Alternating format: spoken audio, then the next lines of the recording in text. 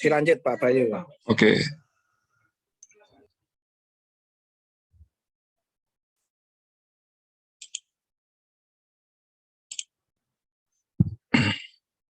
Terima kasih yang sudah bergabung. Untuk kuliah hari ini kita review sebentar untuk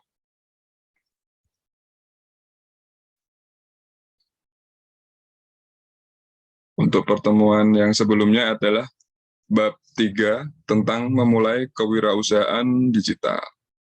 Kita review sebentar untuk memulai kewirausahaan digital. Kemarin yang pertama adalah menemukan ide usaha digital, sudah kita bahas. Kemudian yang pertama, tahap penemuan ide digital entrepreneurship. Kemudian selanjutnya adalah untuk memulai usaha dibutuhkan yang pertama pilihan produk atau jasa pasar tertentu, kemudian kompetensi digital, C, kemampuan membuat dan menguasai konsep bisnis digital, D, kemampuan membangun ide dan jaringan, E, merubah pola pikir, kemudian yang kedua, cara sukses membangun digital entrepreneur. Yang pertama, menciptakan toko online, itu fleksibel ya, jadi toko online atau disebut apa yang ada di web itu bukan semuanya toko online, yang penting bisa diakses oleh banyak orang. B, menekuni bisnis afiliasi. C, menjadi YouTuber, itu juga salah satu contoh.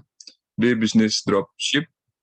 E, digital entrepreneur blogger. Kemudian F, digital entrepreneur, seperti menjadi influencer di beberapa platform. Kemudian G, digital entrepreneur. Yang H, digital entrepreneur online education. I, digital entrepreneur jasa web. J, digital entrepreneur membuat startup. Kemudian kita sudah membahas tentang keunggulan digital entrepreneur. Dan masuk ke melakukan riset pasar. Riset pasar kemarin kita sudah membahas tentang strategi riset pasar. Kemudian sekarang kita melanjutkan untuk tujuan riset pasar.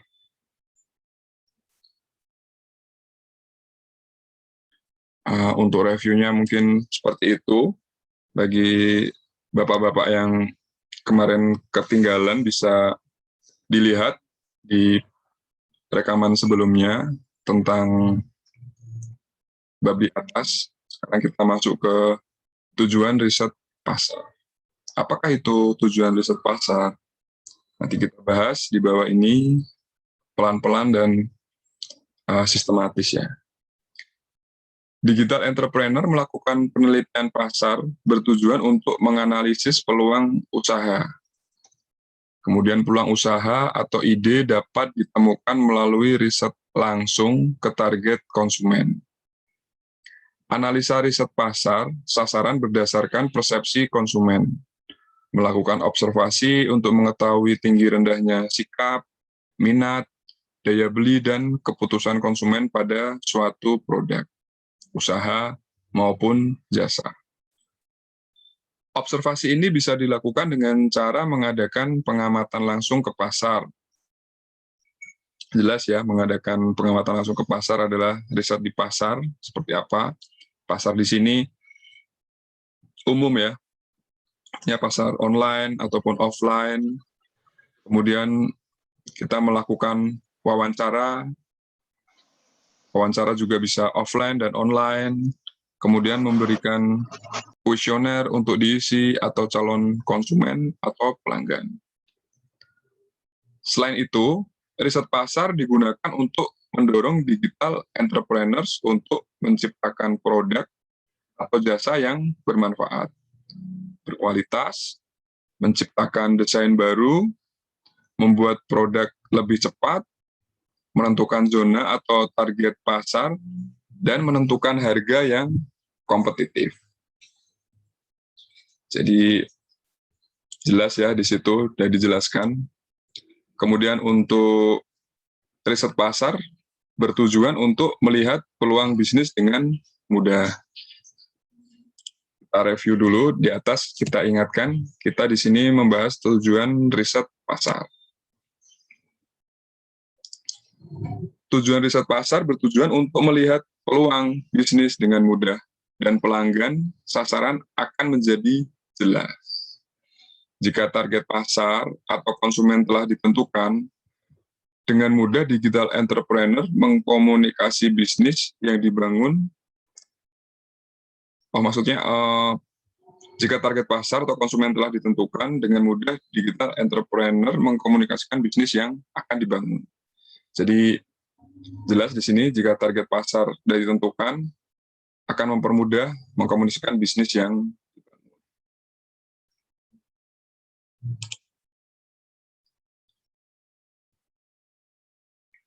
Kemudian digital entrepreneur dengan cepat menentukan produk dan jasa sesuai dengan konsumen sasaran. Efisien mendistribusikan produk digital entrepreneur. Kemudian efektif menentukan strategi promosi dan menentukan harga. Jadi untuk tujuan riset pasar adalah seperti itu. Endingnya pasti di harga ya, untuk menentukan harga, karena supply and demand harus sesuai. Jadi memang parameternya ada di atas dan endingnya pasti untuk menentukan harga. Mungkin kita memberi harga lebih murah sekali atau lebih mahal sekali karena kualitas akan berbicara. Jadi apapun produknya, barang dan jasa, itu perlu adanya poin di sini. Riset pasar. Ini seperti itu. Setelah riset pasar dilakukan, digital entrepreneur melihat peluang bisnis, menentukan perencanaan bisnis, serta jaringan.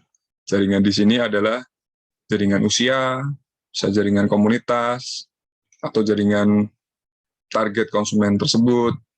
Misal produknya,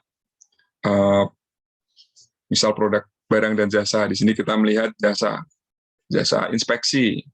Jasa inspeksi itu apa? Inspeksi untuk produk-produk teknik. Produk teknik seperti apa? Misal LV switchgear atau PLC atau produk-produk teknik yang lainnya. Di sini pasti kita akan melihat pasarnya seperti apa. Misalnya pasarnya Omron seperti apa, pasarnya LG, pasarnya Schneider, dan lain-lain. Jadi kita lihat untuk pasarnya dan jaringan kita bangun. Seperti itu, Bapak-Bapak. Kemudian digital entrepreneur harus membangun kerjasama dengan pihak yang terkait dengan tujuan dan ide bisnis yang dirancang. Jadi membangun kerjasama dengan pihak yang terkait. Di sini pihak yang terkait itu bisa aja konsumen langsung, yang kedua bisa juga distributor, yang ketiga bisa third party, dan lain-lain ya. Jadi untuk contoh yang kita bawa di atas ya, kita teruskan untuk produk yang kita jual. Misalnya kita menjual jasa inspeksi atau jasa quality control. Jadi kita harus membangun koneksi yang berhubungan dengan hal tersebut. Misal dengan buyer, atau misal dengan distributor, atau party yang lain-lain, government. Jadi kita sesuaikan.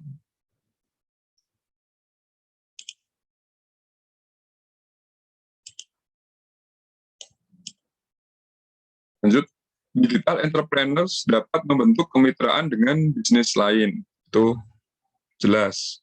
Melalui kemitraan, digital entrepreneur dapat bekerja sama terkait dengan satu, promosi atau penjualan yang akan saling menguntungkan. Jelas. Mengupgrade produk dan layanan pelanggan. Nah, itu mengupgrade produk dan layanan pelanggan itu fungsinya riset pasar seperti itu. Jadi saat suatu perusahaan di sini memproduksi sebuah LV switchgear atau panel listrik. Di situ pasti akan ada upgrade dan koreksi dari konsumen. Nah, disinilah tujuan riset pasar dilakukan. Karena saat produksi sampai quality control, nanti pasti ada FAT. FAT itu Factory Acceptance Test. Di situ akan terlihat, oh, konsumen minta seperti apa, atau klien minta seperti apa, dan yang terakhir third party-nya minta seperti apa. Jadi untuk mengupdate produk itu jelas, karena di situ supply dan demand bisa berjalan. Demand meminta seperti ini, supply harus menyesuaikan dengan GE drawing yang disepakati ya. Di sini kita ambil contoh untuk kontrol panel ya. Jadi GE drawing yang sudah disepakati ya udah di situ kita lakukan inspeksi bersama, factory acceptance test bersama di situ. Kemudian yang ketiga, diversifikasi lokasi atau link penjualan baru untuk menjangkau konsumen baru. Oke, pasti bisa dibantu juga dengan marketplace. Apapun produk barang dan jasa bisa dijual di marketplace. Dari bahan dari perusahaan yang besar sampai yang kecil semua bisa dalam tanda kutip dijual di marketplace. Yang keempat, mengurangi risiko bisnis dan mampu bertahan dalam era digital. Pasti. Ada beberapa informasi penting yang akan ditemukan saat riset pasar dilakukan, antara lain. Nah, ini kita membahas informasi penting yang akan ditemukan saat riset pasar. Apakah itu? Yang pertama, mengetahui perilaku konsumen. Riset pasar dapat memberikan pengetahuan terkait perilaku konsumen sasar bisnis menurut Sisman, jurnalnya tahun 2010, mengungkapkan bahwa pengertian perilaku konsumen adalah suatu proses yang dilakukan oleh seorang konsumen dalam mencari, membeli, menggunakan, mengevaluasi, serta bertindak pada konsumsi barang dan jasa, maupun ide yang diharapkan dapat memenuhi kebutuhan orang tersebut. Dengan informasi mengenai perilaku konsumen tersebut, bisa menyesuaikan strategi pemasaran yang efektif untuk membuat target pasar digital entrepreneur mau membeli dan menggunakan produk digital entrepreneur, hingga bisa mengikuti kemauan konsumen dengan cara yang tepat. Oke, kita lihat lagi di sini untuk mengetahui perilaku konsumen. Jelas ya, karena setiap konsumen, klien pasti berbeda-beda. Contoh lagi tadi, di perusahaan panel, konsumennya macam-macam. Misal, konsumennya ada Pertamina, ada PLN, dan lain sebagainya. Pertamina dan PLN kebutuhannya berbeda. Otomatis, perilaku konsumen juga berbeda. Dan faktor parameter yang lainnya juga mengikuti, seperti attitude, budaya kerja, dan lain-lain. Jadi, perilaku konsumen penting kita ketahui saat kita riset pasar. B. Mengetahui minat konsumen pada produk dan jasa. Melakukan riset pasar, digital entrepreneur dapat memprediksi seberapa besar jumlah konsumen digital entrepreneur dan menentukan pola bisnis digital. Digital entrepreneur akan mengetahui bagaimana konsumen menanggapi produk atau jasa yang akan ditawarkan sesuai dengan kebutuhan untuk minat konsumen. Hasil riset dapat digunakan untuk mengevaluasi produk. Jika konsumen tidak berminat, berarti digital entrepreneur harus membuat perencanaan lain untuk memasarkan produk dan jasa. Jadi untuk minat konsumen, jelas ya, kalau memang di situ barang kita nggak bisa masuk, ya udah, kita harus meluaskan lagi pasarnya. C. Mengetahui kompetitor. Ini menarik nih. Setiap bisnis pasti ada persaingan, tidak terkecuali bisnis digital. Bisnis digital bisa dilakukan oleh siapapun, dimanapun, tanpa harus menjadi produsen atau memiliki produk, tanpa gudang atau modal besar. Dengan melakukan riset pasar digital entrepreneurship, akan tahu siapa kompetitor potensial saat ini dan akan dating.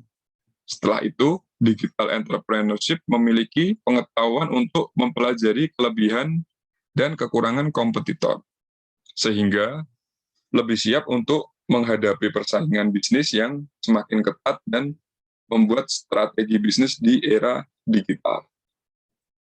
Jadi Bapak-Bapak di sini saya tekankan ya, di sini kita mata kuliah kewirausahaan, di samping kita membahas tentang kewirausahaan konvensional, di sini saya arahkan untuk kewirausahaan digital itu yang pertama, karena kewirausahaan digital tidak lepas dari kewirausahaan konvensional. Jadi saat kita membahas kewirausahaan digital, mindset yang kita berikan, mindset yang kita curahkan, kita kompleks. Di sini kewirausahaan konvensional, kewirausahaan digital, kemudian jual beli dasar, jual beli secara umum, itu sudah masuk semua. Jadi bayangan kita jangan hanya untuk kewirausahaan digital, seperti kita menjual sesuatu di Shopee, apa Tokopedia, bukan ya. Jadi lebih luas dari itu. Dan di sini outputnya, Bapak-Bapak, di sini output yang diharapkan yaitu kalau tidak bisa menjadi suatu pengusaha atau menciptakan usaha di kewirausahaan, minimal bisa menjadi pelaku atau pendukung. Seperti itu ya Bapak-Bapak. Jadi outputnya bukan semua harus menjadi pengusaha, teknik keselamatan menjadi pengusaha, bukan. Tapi mata kuliah ini diberikan untuk mengawal ya. Satu, untuk mengawal. Yang pertama memang kalau bisa membuka lapangan pekerjaan, lebih bagus. Tapi kalau nggak bisa, dialihkan yang lain, yaitu mengawal tentang itu sendiri di bidang Bapak, Ibu masing-masing. Jadi seperti meet yang kemarin, sebenarnya arahnya saya untuk bikin paper di bidang Bapak Ibu masing-masing. Misal Bapak Ibu di bidang taruhlah di perkapalan, atau di bidang distribusi, atau di bidang produksi, whatever lah, apa itu bebas. Sebenarnya papernya pengennya arahnya seperti itu ya, arahnya seperti itu. Jadi saya lihat di sini kan masih ada tuh yang belum mengerjakan. Saya harapkan Bapak-Bapak yang belum mengerjakan bisa segera mengerjakan dan sesuai dengan arahan saya ya, yaitu di bidang Bapak masing-masing. Jadi kan enak, misal bidang Bapak di bidang perkapalan, misal di kapal, distribusi barang, logistik, kan enak. Jadi curahkan aja yang Bapak-Bapak lakukan setiap hari. Sebenarnya lebih enak nulisnya. Yang pertama. Yang kedua, menghindari plagiasi. Di sini saya sama-sama ya, kita belajar ya, sama-sama ingin melatih Bapak-Bapak untuk tidak hanya sekedar copy paste, tetapi membaca dan menuliskan dengan kata-kata sendiri. Nah, itu jauh lebih baik. Artinya untuk persiapan juga nanti di tugas akhir atau skripsi pasti akan seperti itu ya. Membaca banyak hal, bagus. Kemudian menuliskan dengan kata-kata sendiri. Nah, seperti itu, outputnya sebenarnya seperti itu, suatu paper. Jadi kalau copy paste ya kita baca, pasti baca. Tetapi saat kita pastekan tidak ada tambahan atau tidak ada koreksi, tidak ada ide yang keluar dari Bapak-Bapak sendiri, sebenarnya itu nggak benar ya, karena karya orang lain kita tuliskan. Kalau di TA atau skripsi, saya biasanya mengarahkan mahasiswa untuk menulis dengan kata-kata sendiri. Apapun itu, nggak masalah. Itu lebih baik daripada copy paste, karena jika copy paste itu terdeteksi ya di Turnitin berapa persen ini plagiasi dari paper siapa, plagiasi dari tulisan siapa. Nah, itu tidak sehat juga buat paper Bapak Ibu. Seperti itu. Oke, kita lanjutkan lagi. D. Mengetahui hambatan bisnis.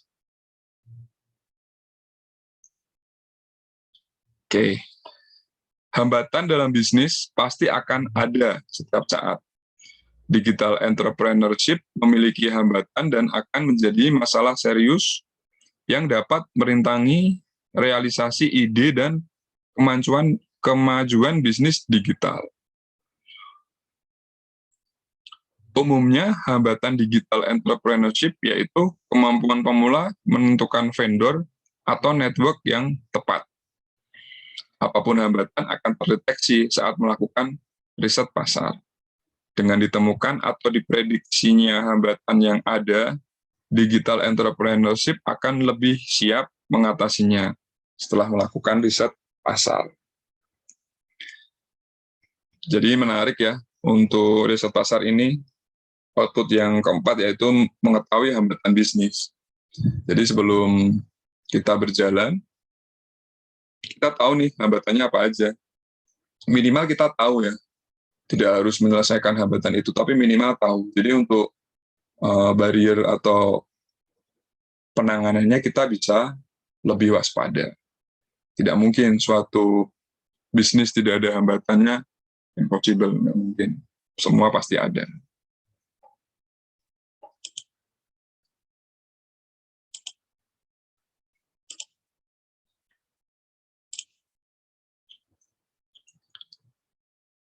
Oke, sekarang kita masuk ke menyusun perencanaan usaha digital. Digital entrepreneurship dengan ide bisnis dan hasil riset pasar yang telah dilakukan, maka tahap selanjutnya membuat perencanaan usaha. Nah, ini menarik nih, untuk perencanaan usaha. Digital entrepreneurship mutlak membuat perencanaan usaha untuk menunjukkan rencana masa depan dalam sebuah bisnis yang akan dimulai. Perencanaan usaha adalah hal yang sangat penting bagi pengusaha, terutama yang ingin membuat bisnis digital, seperti membangun startup bisnis atau bisnis pemasaran digital e-commerce. Oke, saya tekankan lagi, di sini bukan hanya usaha digital ya, usaha konvensional dan non-digital juga kita masukkan. Kita memperluas mata kuliah ini, jadi kewirausahaan digital bukan berarti kita meninggalkan kewirausahaan konvensional. Ya kalau dibikin buku sangat tebal ya, jadi ini kita coba manfaatkan, coba kita ringkas ya, dengan bahasa baku seperti ini dan bahasa sederhana untuk kita pelajari tentang kewirausahaan khususnya di digital dan kewirausahaan konvensional pada umumnya. Seperti itu ya Bapak-Bapak. Kemudian untuk menyusun perencanaan usaha digital, yang pertama yang kita pelajari adalah pengertian dulu perencanaan usaha digital. Secara singkat, perencanaan usaha digital, perencanaan usaha merupakan suatu perencanaan untuk sebuah usaha yang mendeskripsikan secara rinci terkait detail bisnis sebelum bisnis baru dipasarkan. Perencanaan usaha juga bisa dilakukan suatu usaha tidak berjalan sesuai atau tidak mencapai target yang direncanakan. Misalnya terjadi penurunan penjualan dan laba tidak naik sesuai rencana. Yang kedua, faktor perencana usaha. Kita ingat lagi, di atas, kita sedang membahas tentang menyusun perencanaan usaha digital.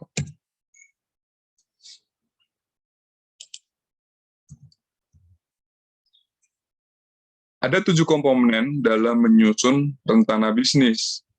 Semua bagian tersebut penting, saling terkait, dan berhubungan dalam kegiatan perencanaan bisnis, sehingga menghasilkan sebuah persiapan yang baik untuk memulai bisnis. Berikut adalah komponen-komponen penting dalam menyusun sebuah rencana bisnis.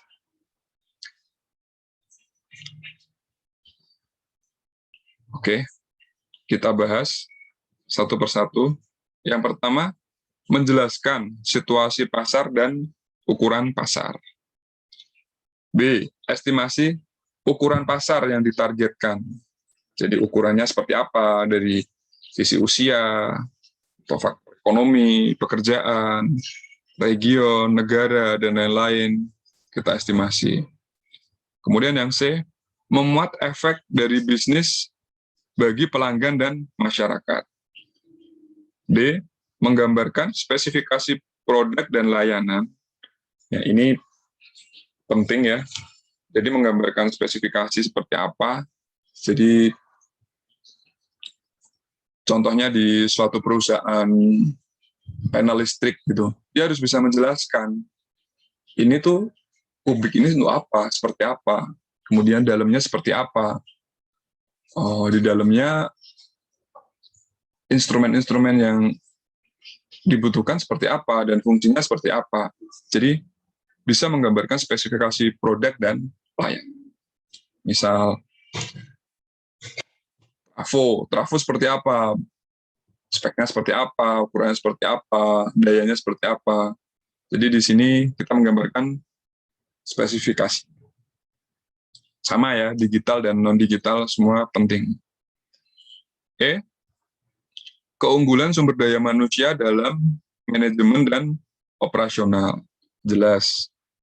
F, estimasi situasi pertumbuhan perekonomian. G, ulasan deskripsi bisnis. A, strategi pemasaran. I, analisa pesaing. J, mengulas secara singkat rencana desain dan pengembangan. Kemudian mengulas rencana operasional dan manajemen.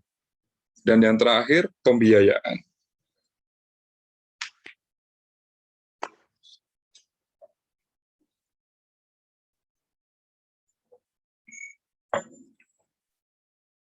Secara singkat, digital entrepreneurship membuat perencanaan usaha bertujuan untuk menjelaskan bidang usaha yang akan dijalankan, memberikan digital entrepreneur umum peluang pasar dan produk sesuai dengan pasar sasaran.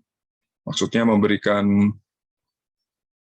gambaran tentang peluang ya di sini. Perencanaan usaha harus menggambarkan strategi pemasaran secara komprehensif berdasarkan riset pasar. Sedangkan untuk mengetahui kekuatan dan kelemahan pesaing, maka digital entrepreneurship harus menjelaskan situasi persaingan di pasar yang sama, sehingga akan menggambarkan strategi bersaing dalam digital entrepreneur. Nah, di sini persaingan pasar yang sama tuh misal kita ambil contoh produk elektronik. LG sama Samsung, AC, atau mesin cuci. Jadi harus head to head ya, digambarkan sesuai yang sama. Jadi bisa dianalisis dengan parameter-parameter yang sama. Jadi kalau perusahaan elektronik nggak bisa dibandingkan dengan perusahaan garment atau perusahaan yang lain karena nanti parameternya sangat-sangat berbeda. Pengalaman yang saya alami seperti itu.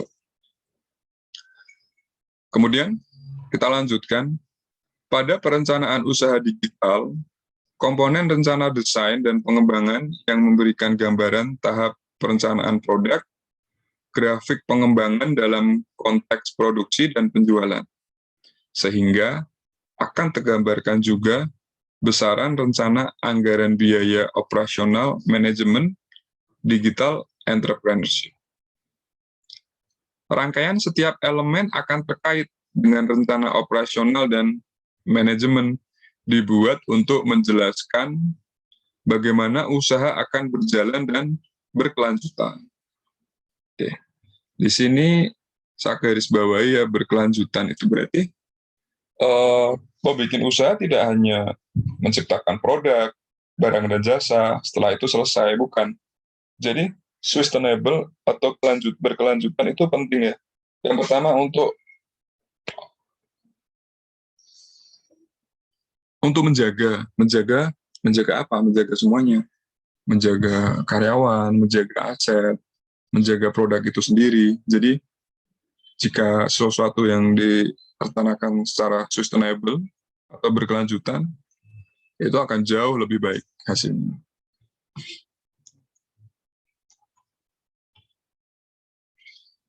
Kemudian kita lanjutkan. Rencana operasional akan berfokus pada manajerial, tugas dan tanggung jawab struktur organisasi. Terakhir, digital entrepreneurship harus memberikan analisa pembiayaan rencana bisnis. Analisa pembiayaan menunjukkan sumber dana dan anggaran pengoperasional seluruh divisi dalam struktur digital entrepreneur. Terakhir, perencanaan usaha memuat kesimpulan usaha dari seluruh kerangka perencanaan usaha atau bisnis plan dengan estimasi penjadwal waktu tiap pelaksanaan komponen perencanaan digital entrepreneurship. Selanjutnya, digital entrepreneurship memberikan penguatan informasi tersebut menjadi hal penting dalam perencanaan usaha digital. Semua item dibuat secara rinci, jelas, dan rasional bagi internal perusahaan, yaitu owner, pemegang saham, atau karyawan, dan pihak eksternal, yaitu investor, konsumen, dan pemerintah.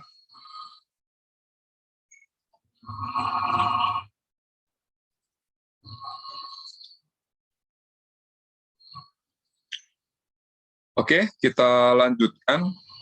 Poin berikutnya yaitu mengidentifikasi resiko usaha digital.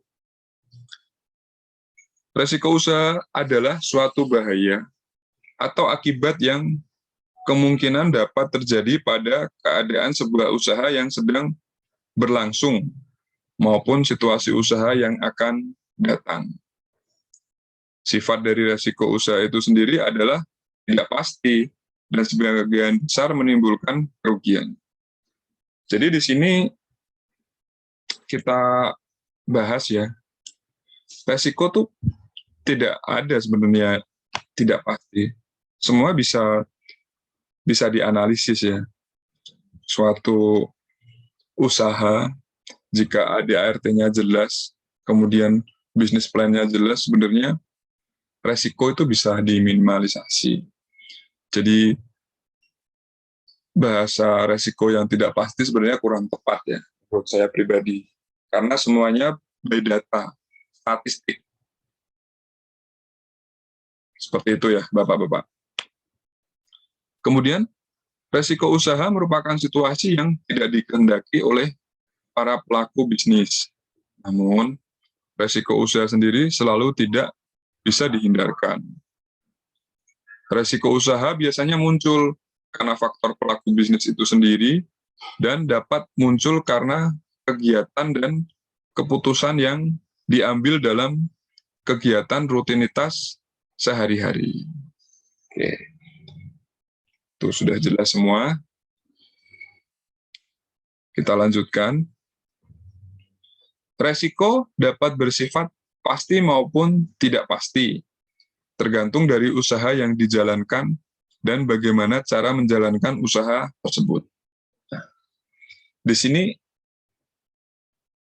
dituliskan bersifat pasti maupun tidak pasti. Saya mencoba meralat sedikit.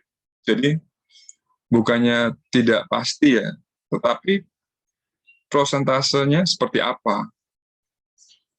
Kembali lagi dengan statement saya di atas, bahwa semuanya tuh ada di atas kertas. Ada statistik, ada parameternya. Jadi resiko yang tidak pasti itu sebenarnya bisa kita coret ya, tapi bisa kita rubah dengan prosentase, statistik, semuanya by data. Jadi kalau kita mau membicarakan tentang kewirausahaan sebenarnya memang kompleks ya, Bapak-Bapak. Ini kita mencoba membreakdown satu persatu, bagian demi bagian. Jadi kalau ada diskusi atau pertanyaan, apa inputan buat saya sendiri, langsung saja dipotong, tidak apa-apa ya Bapak-Bapak ya. Jadi kita di sini belajar bareng tentang kewirausahaan.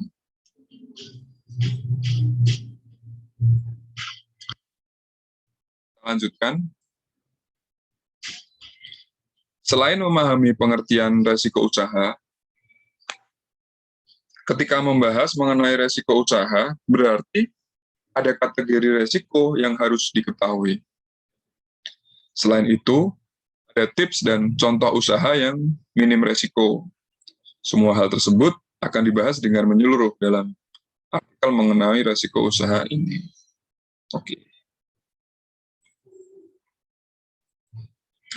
Ada beberapa resiko usaha yang harus dihadapi oleh digital entrepreneurship.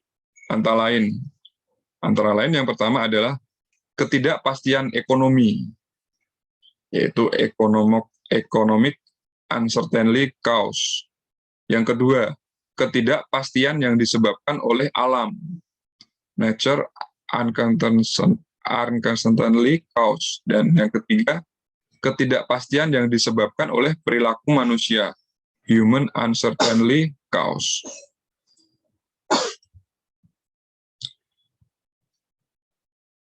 Yang pertama, faktor-faktor resiko. Faktor yang dapat mempengaruhi dan menyebabkan timbulnya resiko usaha antara lain dikarenakan oleh faktor perubahan lingkungan, sosial dan ekonomi, gaya hidup yang meliputi tren pasar atau perkembangan, kemajuan teknologi, dan budaya.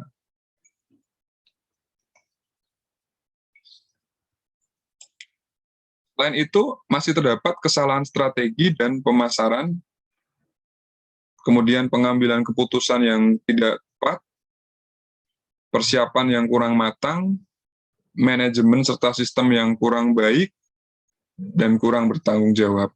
Jadi, faktor-faktor yang di atas ini seharusnya tidak perlu dilakukan ya. Ini hanya suatu contoh pengambilan keputusan yang tidak tepat dan lain-lain, itu harus kita coret ya. Dari awal harus kita planning dengan benar. Apapun itu usahanya, kecil atau besar, harus diperhatikan dari awal.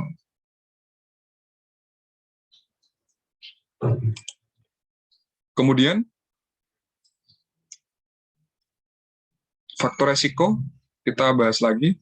Faktor resiko usaha juga dapat menyebabkan kegagalan usaha jika berkaitan dengan akibat perencanaan yang kurang matang terkait modal usaha, bakat dan keterampilan yang tidak sesuai atau dipaksakan, tidak cocok dengan passion, kemudian kurang berpengalaman atau masih dalam tahap coba-coba, tidak memahami bagaimana cara memasarkan produk yang baik dan benar, serta tidak yakin dan tidak bersemangat dalam berbisnis.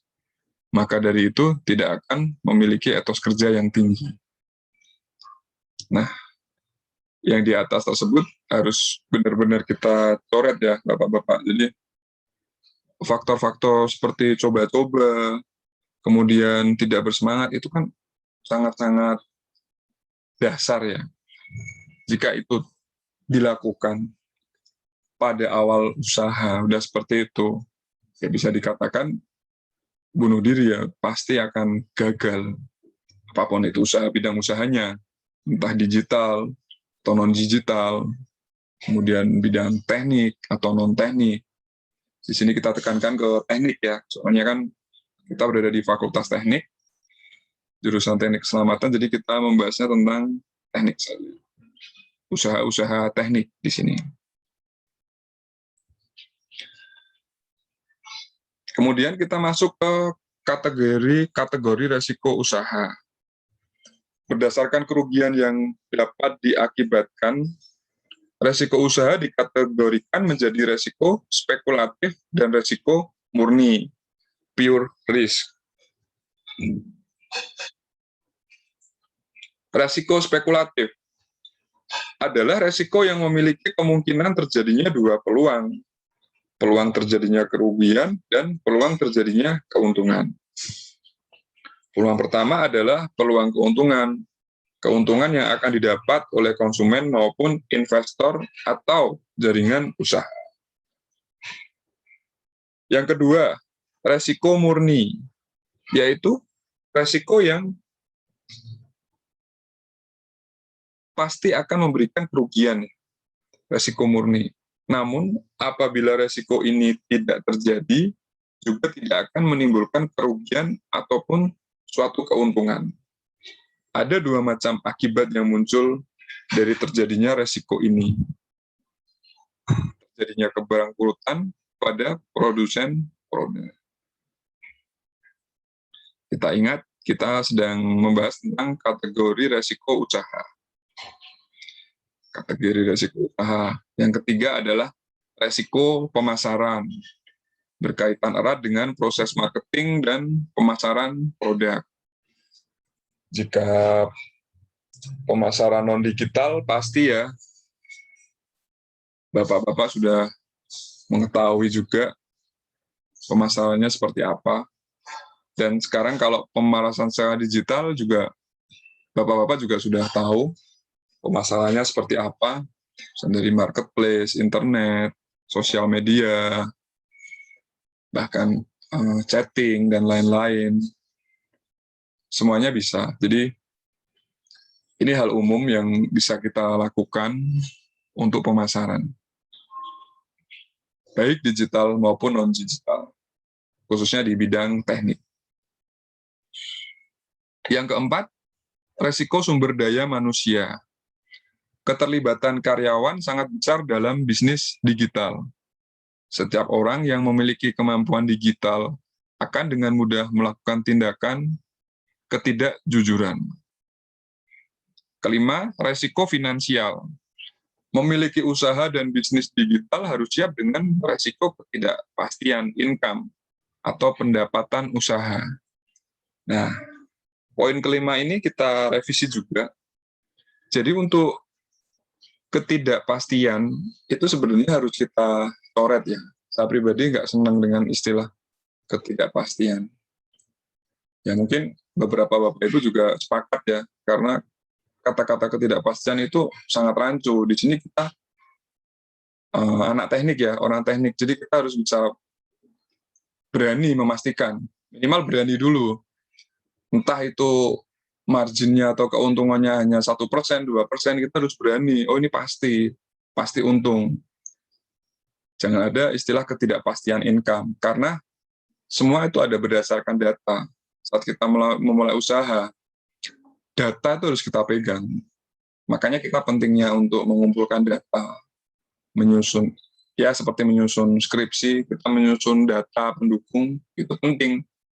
Parameter-parameternya apa, kemudian kita olah dengan software maupun non-software.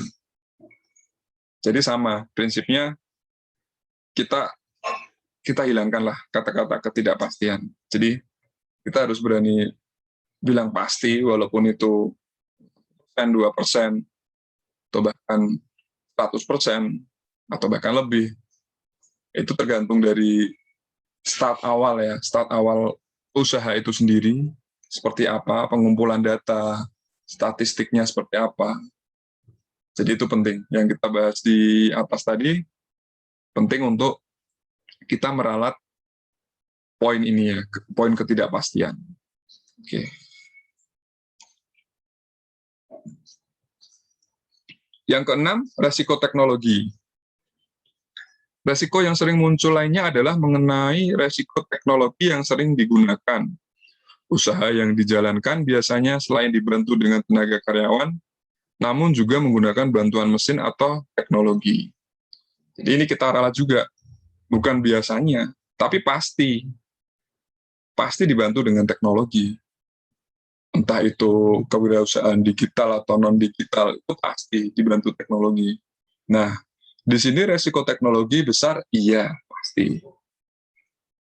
Baru-baru ini mungkin Bapak juga mendengarkan bahwa data kita bocor oleh diketengarai di BPJS Kesehatan. Itu salah satu resiko teknologi. Kalau saya pribadi sih, saya sepakat. Itu pasti akan terjadi hal-hal seperti itu. Karena bagaimanapun teknologi itu ada resikonya. Dan dengan pengamanan berlapis seperti apa, enkripsi data, dan lain-lain, saya rasa itu masih mudah ya. Saya pribadi bilang mudah untuk diakses, dibobol, karena namanya juga manusia, bisa dari banyak faktor. Jadi resiko teknologi itu memang besar. Di sini saya sepakat dengan tulisan ini, paper ini. Jadi memang kita harus bisa mempersiapkan resiko teknologi itu sendiri. Seperti itu ya Bapak-Bapak ya. Jadi jangan membuat kita takut bermain dengan teknologi. Kita sebagai orang teknik, kita juga harus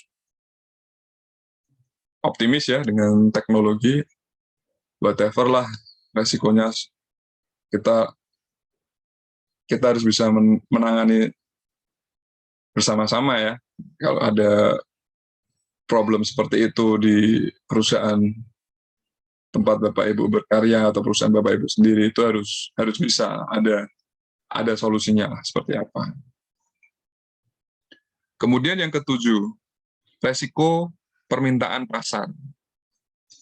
Kegagalan memenuhi permintaan pasar pada produk layanan jasa akan mengakibatkan konsumen mencari provider pengusaha digital lain.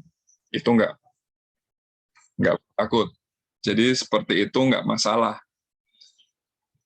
Resiko permintaan pasar itu justru positif bagi kita, karena semakin pintar konsumen, secara tidak langsung dia akan terjadi pembelajaran. Pembelajaran itu tetap ada positif buat kita. Misal kita sebagai produsen panel listrik, misal Schneider gitu, nggak masalah mereka beli di kompetitor yang lain. Tetapi secara edukasi mereka pasti akan upgrade ilmu, dan mereka bisa membandingkan. Kalau memang produk kita worth it ya dengan harga, mereka pasti akan kembali. Jadi nggak usah takut ya Bapak. Jadi untuk resiko permintaan pasar ini juga positif bagi kita, pasti ada feedback. Nah, disinilah pentingnya tadi di atas yang kita bahas, kita harus upgrade teknologi, kita harus mengembangkan koneksi pasar dan lain-lain. Itu sebenarnya untuk poin di sini, untuk resiko permintaan pasar bisa menjadi positif bagi kita. Kemudian yang ke-8, resiko kerjasama. Memiliki partner dalam berbisnis tidak selalu bermanfaat bagi usaha digital. Jadi di sini saya ralat juga ya. Lebih tepatnya saya tambahin, bukan tidak selalu bermanfaat ya. Jadi namanya resiko kerjasama itu pasti ada parameternya. Kerjasama dijalin itu pasti ada benefit dan keuntungan bagi kita. Jadi di sini kita harus menekankan sisi positif. Kalau resiko kerjasama itu kita jadikan hambatan, nah itu nanti kita nggak akan berkembang, karena resiko kerjasama itu pasti ada. Tinggal kita bagaimana untuk menanggapi dengan positif ya resiko tersebut.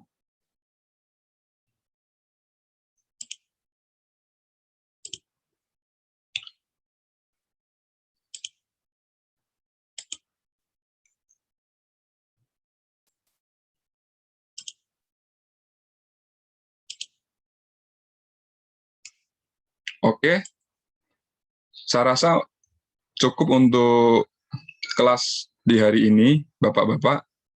Terima kasih untuk waktunya. Mungkin ada yang bisa kita diskusikan, kita diskusi ringan, boleh. Kalau ada yang mau ditanyakan, Pak Agus, Pak Andi, Bapak Suparman. Sementara belum ada, Pak. Baik, Pak Agus. Jadi kalau di perkuliahan kita ada yang mau diskusikan, boleh ya Bapak langsung dipotong aja, nggak apa-apa. Kita diskusi aja tentang resiko-resiko apa yang ada di kewirausahaan ini, atau apapun itu yang terjadi di tren yang sedang terjadi saat ini, mau kita coba kita buka diskusi. Gitu ya Bapak, monggo ya, kita buka waktu aja. Soalnya Bapak-Bapak kan juga sudah berpengalaman di bidangnya masing-masing, jadi pasti problem atau permasalahan yang ada di Bapak-Bapak sudah sering ya terjadi. Jadi di sini kewirausahaan bukan hanya menciptakan lapangan pekerjaan, tetapi juga sebagai pelaku atau pengawal di usaha itu sendiri. Jadi saya anggap Bapak ini udah menjadi wirausaha ya, jadi pengusaha dari sejak lama, dari pertama kali bekerja itu sudah masuk kategori itu ya Bapak-Bapak. Dan di sini kita merambah ke kewirausahaan digital. Nah, untuk menyesuaikan aja dengan tren revolusi industri 4.0 ini kan, kita mau nggak mau, suka nggak suka harus mengenal tentang digital. Walaupun Bapak-Bapak juga pasti sudah melakukan atau sudah menjadi pelaku ya, pelaku usaha digital, tetap teorinya harus kita berikan juga, step by step. Seperti itu, Bapak. Oke, baik. Kalau belum ada diskusi, kemudian saya minta tolong untuk rekan-rekan yang lain yang belum mengumpulkan Meet ya, Bapak-Bapak, tolong diingatkan ya. Soalnya kan bukan masing-masing ya, mungkin lupa atau belum sempat, nggak apa-apa, saya tunggu secepatnya ya, kalau bisa dalam 3-4 hari ini, teman-teman yang belum mengumpulkan. Dan saya berterima kasih bagi yang sudah mengumpulkan, baik yang tepat waktu maupun yang terlambat, tidak apa-apa lah. Yang penting sudah mengumpulkan. Dan tolong dibantu ya, Pak Agus, Pak Andi, dan Bapak Suparman, untuk rekan-rekan yang lainnya yang belum bisa bergabung ini, yang belum mengumpulkan Meet, untuk segera mengumpulkan saja. Seperti itu ya, Pak. Atau mungkin tugasnya kurang menantang nih, Pak Agus. Gimana, Pak? Ya, atau mungkin ujiannya kurang menantang nih, jadi ada beberapa yang belum mengerjakan. Bukan menantang, Pak. Bagi kami malah kesulitan. Oh enggak Pak, Bapak-bapak juga udah pakar lah di bidangnya masing-masing. Jadi masalahnya ya. Kami ini kan bertugas sebagai pemandu secara real, Pak. Jadi secara real dihadapkan dengan resiko bahaya yang sangat tinggi, kemudian dengan pengamatan yang ekstra. Jadi betul. Begitu. Ya, jadi untuk masalah digitalisasi ini kayaknya bukan cuman untuk digitalisasi memang sekedar kita memahami aja. Ya. Untuk kita memasuki untuk bidang usahanya, kami kiranya masih bingung, Pak. Ya, saya sepakat dengan itu Pak Agus. Jadi di sini saat penyusunan mata kuliah kewirausahaan, sebenarnya saya juga sedikit bertanya ya. Maksudnya Di sini kita ngobrol aja ya, maksudnya kita ngobrol aja. Kita sama-sama orang teknik, tapi ada mata kuliah ini, jadi saya juga sedikit berhati-hati di sini kan kita harus menyampaikan amanah kewirausahaan, tetapi yang bisa ke arah teknik. Jadi menarik di sini, dan ketika Pak Agus berdiskusi kita di bidang yang resiko tinggi dan lain sebagainya, iya saya sepakat. Jadi kalau memang memungkinkan dengan contoh paper yang saya berikan itu, sebenarnya menariknya seperti ini Pak Agus. Di sini kewirausahaannya diarahkan ke yang Pak Agus, bidang yang Pak Agus geluti. Artinya Pak Agus misal saya kurang tahu ya spesifiknya apa ya, maksudnya Pak Agus di bidang kapal atau di bidang apa, dimasukkan aja Pak Agus, itu jadi suatu tulisan yang menarik. Menariknya untuk Pak Agus sendiri itu sudah sangat menarik itu, apalagi dibaca rekan-rekan yang lain. Jadi seperti itu aja Pak. Ini bukan menggurui, tapi hanya coba mengarahkan untuk mensinkronkan ya Bapak ya, untuk mata kuliah ini dengan bidang yang Bapak geluti. Seperti itu ya Pak Agus ya. Ya, insya Allah nanti kita pelajari lagi Pak. Oke, siap. Jadi kita apa-apa Pak. Dari mananya, masanya kita itu Pak. Jadi pemanduan ini kan kayaknya untuk menawarkan bisnis secara digitalisasi ini sudah tidak ada sisi itunya Pak. Jadi untuk pemanduan ya, saya bilang untuk pemanduan karena tugas kami sebagai seorang pandu itu yaitu secara real, kemudian dihadapkan dengan kenyataan yang ada, alur pelayaran yang ada, itu aja. Oke. Begitu. Ya. Jadi itu masalah sisi ke arah usaha untuk menciptakan suatu usaha, peluang usaha di bidang pemanduan kayaknya kok aneh Pak. Ya, saya paham Pak Agus. Saya paham, saya sepakat dengan Bapak. Jadi di sini bukan saya ralat sedikit ya, bukan hanya untuk menciptakan usaha baru atau jadi wirausaha di bidang itu, bukan ya. Di sini kan saya tekankan di samping itu lebih bagus bisa seperti itu. Tapi kalau bisa tidak seperti itu kan kita bisa parameter sebagai pelakunya ya Pak ya. Pelaku bisa sebagai mitra, bahkan kita sebagai inspektornya doang, nggak masalah di bidang itu. Jadi bisa diarahkan di situ ya Pak. Tapi nggak apa-apa sih, sambil jalan nanti coba dipahamin lagi. Kita juga mencoba nih untuk bisa mensinkronkan teman-teman mahasiswa seperti apa biar masuk di perkuliahan ini. Seperti itu Pak. Nggak apa-apa Pak. Oke. Terima kasih untuk waktunya Pak Agus dan rekan-rekan. Kelas ini saya tutup dulu. Semoga kita bisa bertemu di pertemuan berikutnya dengan kondisi yang lebih baik dan lebih sehat. Terima kasih. Saya tutup. Assalamualaikum warahmatullahi wabarakatuh. Waalaikumsalam warahmatullahi wabarakatuh. Ya.